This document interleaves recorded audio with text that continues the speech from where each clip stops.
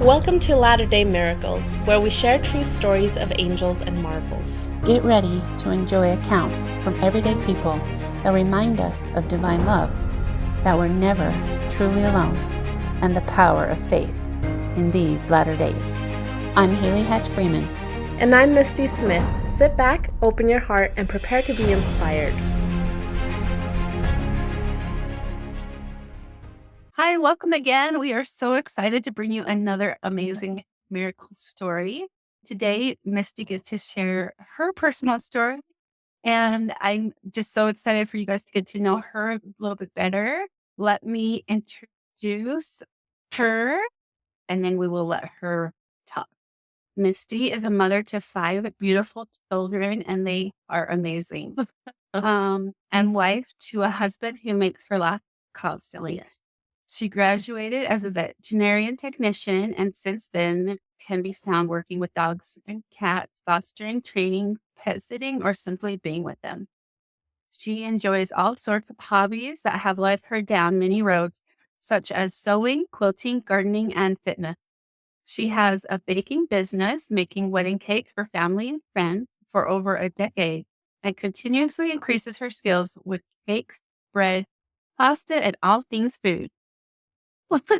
And she's so talented. Obviously. During the COVID-19 pandemic, Misty faced some intense trials that almost took her life. During this time, she was blessed with miracles, the thinning of the veil, and a witness of God answering prayers and the immense love he has for every one of his children.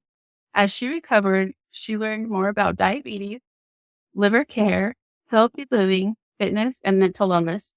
She advocates for these and loves to reach out to those who struggle in these areas. Misty loves working with youth, especially after her wellness. She has truly enjoyed learning about everyone's stories and their drive in life. Okay. I guess I got to start my story, and I guess I have to talk a little bit about the background of it. It'll make sense when we wrap it all up. So this is before COVID. Actually, it was during the market when all the houses started rising in prices. And we wondered if we should sell. And we prayed and fasted, and it felt right. Things worked out.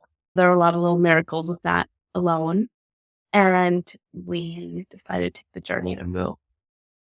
Well, we were crazy, and we kind of moved. Well, we first moved into my mom's condo. And so it's a family of 4 kids at that time. And we had the 4 kids in one room. We were homeschooling during that time. At that point, because I had been praying a lot, we had had lots of answers to different things in our life, I decided to kneel. And I did one silly thing that I feel, I don't know if anyone should do it, but I asked God to do what he would to grow. Well, yeah, I literally told him I want to be his friend and do whatever he needed me to do. So that was the start of it. We sold our home, and I wanted to run. I loved running, but I wanted to try running a half marathon. So what do I do with all my time? Well, all our stuff is in storage, and it's during COVID time. I'm just going to train to run. Then a week later, we got a call, and my mother-in-law passed away. That was really hard. While we were getting ready for her funeral, this takes me right into my first little miracle. We decided to go early, and we were driving down to her funeral, and we had my brother-in-law in the back. We had a Suburban. And so it was my family. My husband and I were sitting in the front. My 2 kids and my brother-in-law were sitting in the middle. And then my brother-in-law's boy, so my nephew, he was pestering my kids that morning to put on their seatbelt. Like he never does. I remember being like, okay, okay, kids, he's right. Put on your seatbelt. And they're just like, oh, okay, cousins teasing each other. And so It was my nephew and my two daughters and we were driving down and a car pulled out and we went pulled to the left to go around and they also swerved to the left. We swerved to the right. They swerved to the right and our car decided to start fishtailing. I think this was called in the back. I just knew we were going to. Oh my gosh. And it was slow motion, like a movie. It was crazy, but it's like right then I tapped, like everything became so still. And I remember a voice telling me to put my head back, well, all the way. And I did, and not to move. So our car started to flip, and it flipped once, and I kept my head back, and it flipped twice, and I remember the glass breaking. We flipped again, and I remember my head hitting really hard on the top. I had my seatbelt. The only person that wasn't wearing a seatbelt was my brother-in-law, and he was behind me. And then we flipped a fourth time, and then we balanced out, and thankfully we balanced out on our wheel. I remember as I was flipping, I briefly opened my eyes, and I remember seeing my brother-in-law being thrown. Oh, that was scary, but it was the stillness so scary. I remember thinking, is my family dead? Oh my gosh. Sorry. No. And I remember hearing my little boy in the back. And he yelled. He was the first one to yell. And he said, get me out of here. And that was the best noise ever. I had my eyes closed because I did not want to see if something bad had happened to any of my family. So I kept my eyes shut, but I felt Alex, my husband, move. And I knew she was okay. And slowly I started hearing voices. And I heard my nephew yell out, where's my dad? And I remember kind of keeping my eye open for a second. And I saw him laying on the side of the road. That was scary also. But it was crazy because the person or the people that were in the other car, one of them was a emergency person. First responder? Yeah, she was. And she came over and she quickly took hold of my neck and she started helping me through this. So throughout this whole thing, I kept my eyes more or less shut. And all of a sudden I started feeling him on the left side of my body, all up and down my legs and my body. And I just knew that if I opened my eyes, I would see angels. But I was so scared to drive them away that I just chose to keep my eyes shut and believe and just trust. I was pinned down into the car, got the worst of it. The way the car flipped. It wasn't until later when I opened my eyes. And when I opened them for a second, I saw that the rim of the vehicle had broken down. And if I had leaned forward even just a little bit, the car would have gone through me. So that alone was a testament that it was an angel talking to me. That was incredible. They did have to cut me out with the jaws of death or the jaws of life. I don't remember what the jaws of life. They had to cut me out. I was pinned. They couldn't get a man in there to help me. And that's what I was like, I felt so many hands on me. And they had pulled me out and I was taken to the ambulance. An incredible thing was because I was pinned, the car tore through the upper part of my knee, all the muscles in my quadriceps. And so I still feel the welt And it's a reminder of what happened. Wow. And so I had to recover. Thankfully, my brother-in-law is a physical therapist, so he helped me get through that. And it took a while. So my dreams of running were put aside for a bit. Let's fast forward a couple months. We decided to move in with my brother-in-law because he had a little bit more space. And so we moved there. The crazy thing is that all of our family was in one room now. But this room was ginormous. It could fit a king-size bed, queen-size bed, and all of our stuff. We were set. So we were okay. We were there. And again, COVID was happening. We were homeschooling, so we hadn't been hit by it until one day we were. And my brother-in-law had it first. So my brother-in-law, he was fine. When he was thrown out the window, he only ended up walking out with a few scratches. Wow.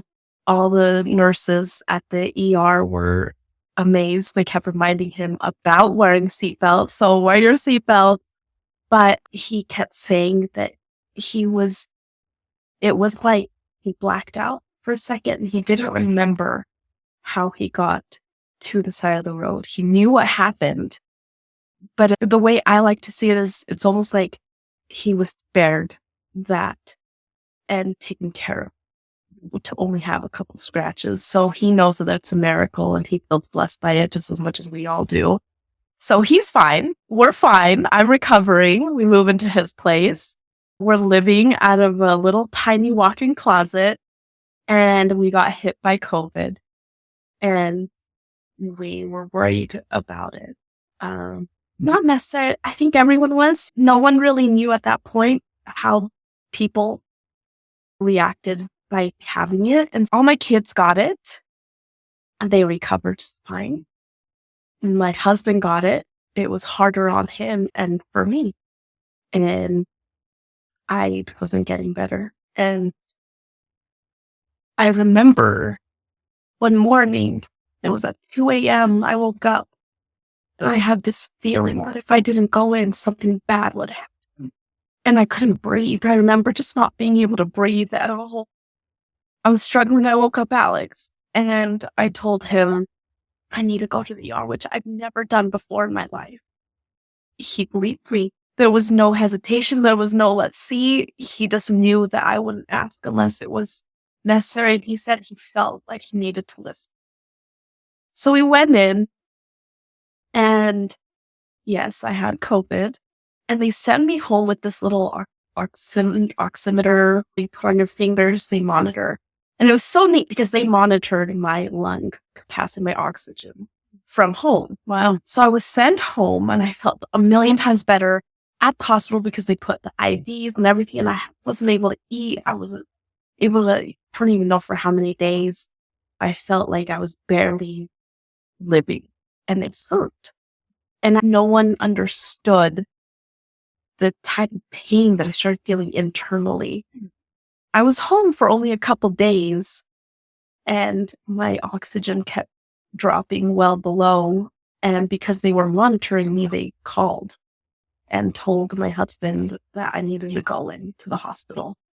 I remember talking or trying to talk to the lady that was calling us and trying to convince her that I would be fine, that I would get over this. She literally said, can I speak with someone else? And she told my husband that I'm dropping well below the healthy levels and I needed to go in immediately. And so my husband listened and I'm grateful he did. And he took me in. At the hospital, I didn't realize how bad I was, but I was so bad. The hospital staff did everything they could. And I exhausted their resources. Oh, The doctor came in and said, there's literally nothing else we can do at this hospital. You need to be transported right now to another hospital, to the intensive care unit area that takes care of this. They have a whole COVID floor dedicated to this. So at that moment, I had heard about this COVID floor in this hospital. and a lot of people never came out. Oh my. And at that moment, we didn't know. All of us were still experimenting and with COVID and trying to get over it. And so I was transported that night by an ambulance again. And I remember thinking, how many people ride in an ambulance twice within half a year, like months apart, And that was interesting. And we got there. And as I was trying to recover, I remember many times the doctors and nurses coming in and telling me, we just don't understand why you're not getting better. You're so young. I started hurting so bad that I just more or less wanted to die. My insides hurt every time I took a breath. It was just so much for my body. I remember at that point, everyone that entered into my room had to get dressed in full gown, and I wasn't able to have any visitors. That was really hard. Doing child alone is one of the hardest things, especially if you don't know where it's going. Yeah. And the world didn't know where it was going. I remember lying in bed. I had days, I don't even know how many days at that moment. I think my husband said I was there 9 days at that hospital. And I remember so many doctors coming in and constantly poking me and prodding me. And they would keep telling me they're going to administer a new drug. And they ended up finding out that I had, at that point, diabetes. And the diabetes was so bad that was causing all my organs to be working at 100%, and they were starting to fail because of it. And you never had it before? So I only had gestational diabetes. Okay. So they were injecting me with all sorts of stuff. And honestly, the needles didn't even matter anymore because I was in so much pain every breath. And I remember them talking to my husband and saying, we're getting close to max what we could give her. And there was nowhere to go from there. So that was hard. It was hard thinking that these nurses were taking care of me fully. My husband had to come back and forth between my children because people couldn't watch my kids because they still had COVID. Oh my God. And thankfully, we had amazing people in the ward who would literally drop meals off at the door, knock and run. They were so sweet. They were lifesavers. Like, meals mean so much. And I don't think people realize it. So I was there, and I remember wanting to just give up. I remember waking up one night, and my husband, he was praying for me. And then he started begging me not to give up. He said he sensed that I was giving up. He sensed that my time might come. And that he had been told by doctors that they didn't know if I would make it. So at that moment, I remember thinking how mean of him to ask me to stay when I was in so much pain. And he begged me. I remember him telling me, think of your children. Think of your kid, like, do this. And I remember so selfishly thinking, you could do it alone. I can't do this. Even my kids weren't enough for me to want to stay, which is crazy to think about now that I'm not the same anymore. Yeah. So that night, when at some point he left and I was in and out, and I remember a voice, and this voice let me know that I had the choice to stay or to go. And I remember thinking, of course I'm going to go. I'm just done. This is so painful. And then this voice told me, you have the choice to stay or to go again. And if it weren't for my husband that night, I think I would have happily accepted leaving. It was so painful. I don't even know how some make it through. But anyways, okay, so obviously I'm here. I made that We're choice. so glad. Yeah, I decided to make that choice. But I remember talking to this voice and telling this voice that if I choose to stay, that I needed help, obviously. And I remember there was a discussion happening between me and the being of, if you decide to stay, you have a mission. And I, at some point, fell asleep because I was in and out. And let me tell you, that was the first night I slept without pain. Oh, beautiful. Yeah, it was amazing. I actually slept. I remember being woken up by another nurse, getting blood. And they were so happy for me. And they said something happened. And I felt recovery. I remember texting my mom because my phone was laying there and had just enough energy to let her know I slept. That was incredible. And then I fell asleep. I woke up and then I remember feeling great. And I prayed. And when I prayed, I had a very deep feeling to open my scriptures on my phone. And I did. And it was the coolest experience I ever had. But I had all the guidance popping out of me. Like the movies where they just like sometimes highlight words and like kind of pops out. That would happen. And then I would know that at the end of a paragraph or a verse, I should say, then I would switch to a different part and it was like a continuation. Wow. It was so neat. It happened. And I got personal revelation on what my mission was. Wow. That was incredible.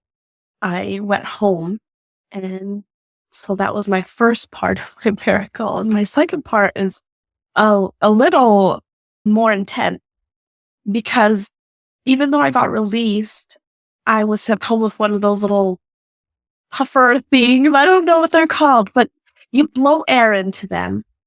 And the only way I could get released from the hospital is if that little ball would rise up just enough.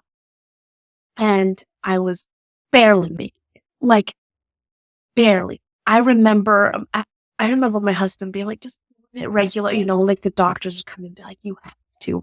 I would blow with all my might and that thing would move. And so by the time I got released, obviously it was I was barely clear. So it was good. So I was home and Alex had to carry me to my bed. I couldn't walk but a few steps. He had to help me bathe and go to the bathroom and carry me. And I was again like a child. And I was so mad. I remember so mad one of the first days because I found out that a close friend who had been checking up on us, his brother had passed away. And he had done what I wanted to do. He stayed home when he had COVID and he chose not to go in. And he was about our age and he ended up going in too late. Wow.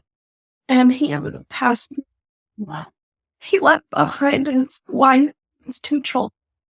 And when I found out, I was so mad because why didn't I go in his place? He was a breadwinner to this family, and I could imagine the heartache that this woman and her children were going through. They were young kids, and my friend, and they were in so much pain because of it, and they never told us. They just kept checking up on us, and they're amazing people. So mad. And I think my husband called it like survivor's remorse or something. Survivor's guilt. Yeah, something like that. Is so bad. Yeah, that makes sense. Yeah. But and he got so mad at me and he's like, how dare you? Your children are home. You're home. Yeah. This is what we begged for. We prayed for this.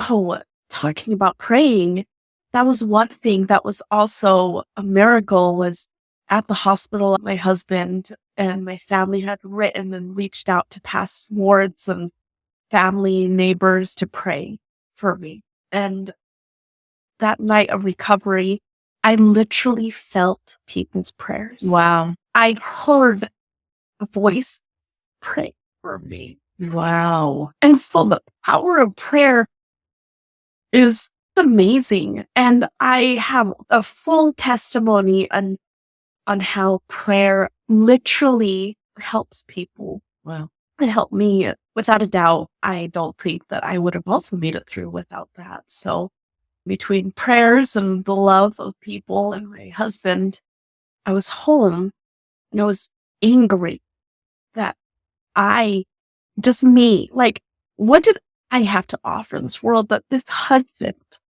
didn't, why me? And like, take me. And my husband's just like, how dare you? He was so mad at me and he had every right to be mad at me. Poor guy. He has been taking care of him, me, not knowing he can get his wife back. Yeah, it's hard. So he ended up just leaving and closing the door. He was just mad. He left and I was just crying. I was truly sad and I fell asleep crying. And then I remember waking up and it was just when you're taking a nap and you're kind of slowly waking up and kind of hear birds, and I felt like I was back at the hospital. Like I really thought I was back at the hospital. Another nurse was prodding me and bugging me or rolling me over or something. No, honestly, helping me. And I remember feeling soothing in my lungs. And oh God, I finally had relief. My lungs, I could breathe and it didn't hurt. And I don't know, it felt so cooling and refreshing. And I remember kind of glancing over and then realizing, wait a second, someone's hands are in my lungs. Wow. But I'm still like waking up. And I just remember telling this nurse, thank you. And she removed her hands from my lungs. And she stood up. And I remember looking at her. And I was trying to process what was happening because I was in my room. But this woman had stood up and walked around the edge of my bed up to the corner of the bottom of my bed, the right side bottom. She was looking out the sliding door window. And I remember being confused, but I was like, what nurse came to our house? And she was beautiful and she was young. And I remember her having blonde hair and she never looked at me, but she was a side profile at that point. She was just saying something. And I was trying to piece together, I was trying to process what she was saying. And in that very minute, I remember feeling the love of God. What I meant to him, that I mattered. And that I matter so much. And then he gave me a little glimpse, the slightest little touch of a glimpse. So much love and yes for every single person on this earth that has ever existed and ever will. And it was so intense that it took my breath away. It was so amazing, I couldn't deny it. And I saw my value when I realized I matter. And this woman, she continued to give me words of advice or direction. They were sentences, and they were all kind of broken up sentences, and I didn't fully understand all of them. She told me I would recover. I was going to be okay. And that was obviously amazing. So after that, she let me know I could go back to sleep, and she asked me if there was anything else. I just remember telling her, thank you so much. And she turned and she looked at me. And because of the way the sun was coming through, she was just so bright. And I remember I just thanked her from the bottom of my heart. Because for once I felt relief. And I fell asleep with comfort. And next thing I knew was my husband was opening the door. And I had fallen asleep. He said he was on his way upstairs before. And something very strong had asked him or told him, rather, that he shouldn't continue to go upstairs. And he did. And he felt a very, very strong push to not go upstairs. Wow. And so he stopped and he sat at the bottom of the stairs for the longest time. He eventually came and checked on me, which is when I woke up. And I remember waking up to him and he asked me how I was. And I remember telling him, better. Who's a woman that was here? And I remember him looking around and then being like, I need to go. I'm just going to go. And I was like, okay, just go. I was so tired and I fell back asleep. Anyways. So fast forward to recovery, and every day that had gone by, I couldn't believe what I had gone through. Part of me thought I was a little crazy. Did I really go through something like this? I didn't know who it was that visited me. She wasn't familiar, but yes, she was familiar. And my recovery was hard. Every day I challenged myself to get up and walk, even if it was one extra step. And the first day was just walking up to the door, to my bedroom door. And week by week. And I remember telling my husband one day, I'm going to run a half marathon. Wow. Because I can't imagine never running it. And the doctors didn't know how my recovery would be due to not knowing so much of survivors of such intense COVID symptoms. So, yeah, I think that was, obviously I'm here. I ended up recovering enough. And the neat thing was that I had this experience, but at some point, I felt like I had to tell them. And I kept having this nudge. And I kept remembering what this spirit, I believe it was the Holy Ghost, maybe God, I'm not sure, was telling me and had asked me to do as part of my mission. And I then started realizing that part of my mission was the things that this angel had told me were guidance for family. And I got a very intense feeling when I knew that I was supposed to deliver messages to certain family members. And it was incredible. I think there were times when, again, I felt a little like, did I make this up? Am I crazy? And it was always those reminders when I would deliver a message that I realized I was not crazy. And I didn't make this up. And that I could not deny. No, one thing I want to say with you telling the story, I felt the Spirit, I felt the Holy Ghost testifying to me, this is true, this happened. So I think that's one test to rely on when we hear these stories. If you feel a spirit, you know it's real. The second thing is, I think that Satan wants to, his number one job, when after we have these incredible testifying experiences and these beautiful experiences, his number one job is to jump in and to say, no, you didn't. There's a story we have of Moses, right? When he learned that he was the son of God, and the first thing Satan comes is say, hi, son of man. That's story, that's scripture. So we know that that's the very first thing the adversary is going to do is to try to tell you, no, you didn't have this experience. I don't know if you've ever heard the concept of what the most important word is in the scriptures or anywhere is to remember, because we need to remember when we have these experiences, because as soon as Satan jumps in, he's going to say, no, you didn't, and try to make you forget it. That's his number one job. And so to remember, no, we did have this experience and it is real, and we rely on the Spirit to tell us, yeah, we did. It is real. So don't ever think you're crazy or doubt it. Yeah, it is real. And I have saw the Spirit telling me it is real. And you did have that experience. Are there any lessons that you would like to share that you learned that you would like to share with us during your trial? Yeah. Well, obviously the first one was he loves you. He loves. There's times when I hear a youth or my children or even myself feel unloved, and I have to remember. And I remember, and honestly, that big old dent in my leg helps me remember how valuable I am. And that, which leads to another lesson is agency, and he respects you. Then the fact that I had a choice to stay or to go, That's amazing, because in the story I was telling last episode, I did too. Isn't that amazing? You have agency. He'll never take away your agency. Right. When I heard you say that, I was like, wait a second, really? I didn't know you had that. I didn't know that was amazing. Yes. Yeah. So That's beautiful. and a really neat thing about that, which I don't know why I forgot to even touch on it until just now, was neat things happened after.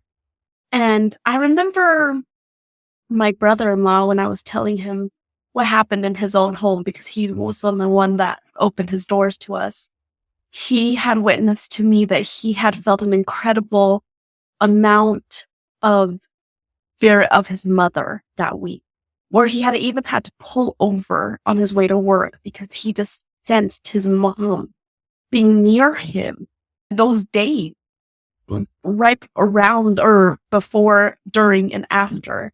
And he just knew that his mother loved him. And when this was happening, he had shown me a picture that his future wife drew before. But she, for some reason, didn't give it to him until that moment. Like, it was literally like a couple days before. And she had apologized to him and said, I'm sorry, I haven't given this to you, but I drew this.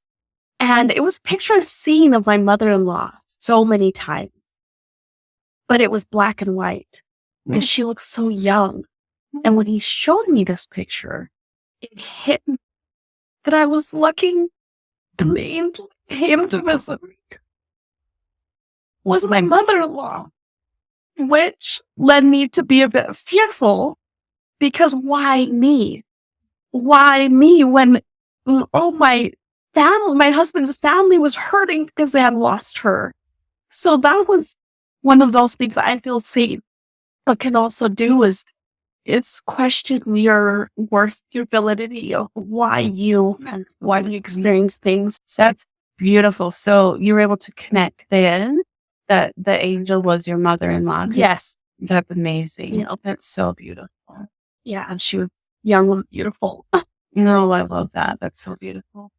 Do you have any tips or advice that you would give anybody in a similar situation that you had? Yeah. So I had mentioned that I got diabetes, and it stuck.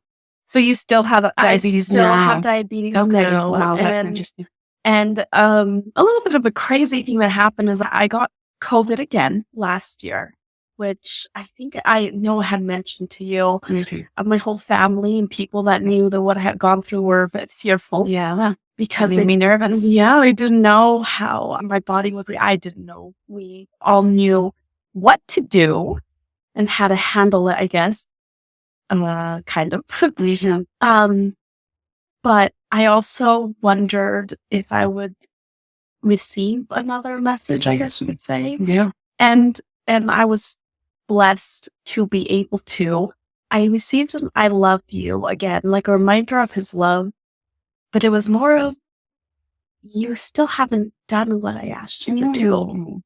And I remember being like, I'm doing the best that I can. You're amazing. You're so sweet. I remember being like, what? And I remember the feeling of the voice telling me, you need to love. And I remember thinking, I literally gave my life to be a mother. How am I not loving people all the time? Like, you are. Yes. Okay, what? Now, I realize a few things.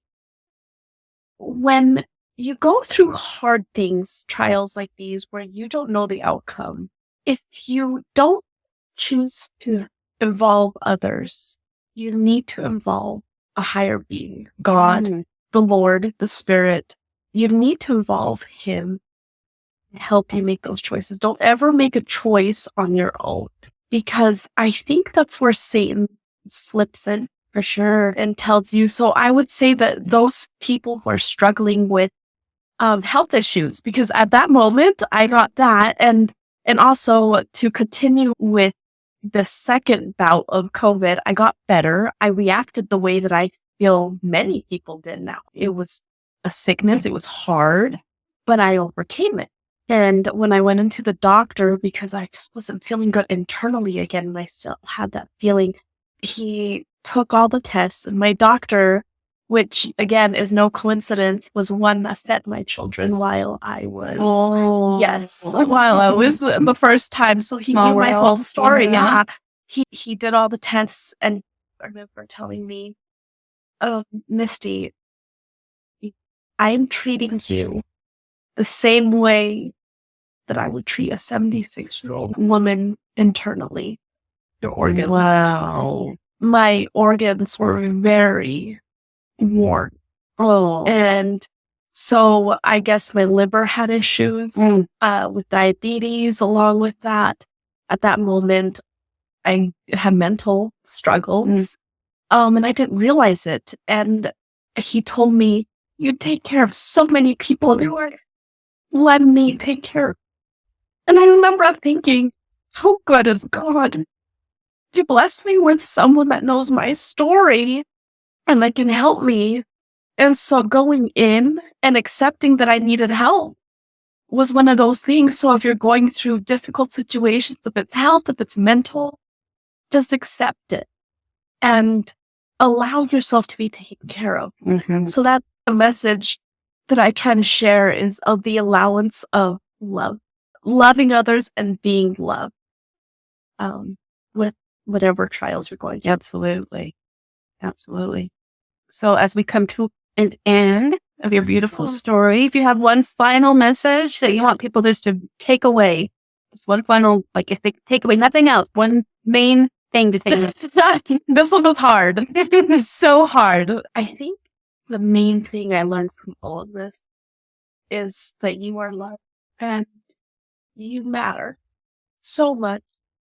He loves you so much to allow you to make choices in this life, if it's to your detriment or not. Yeah. And so I just want to hug everyone that's struggling. Yeah. And honestly, with my last bout of COVID and realigning myself to love others, my life has been so fulfilled, and I've been getting better.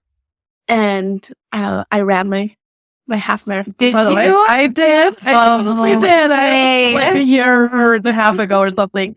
And so you totally can do so much when you love and allow yourself to. Beautiful.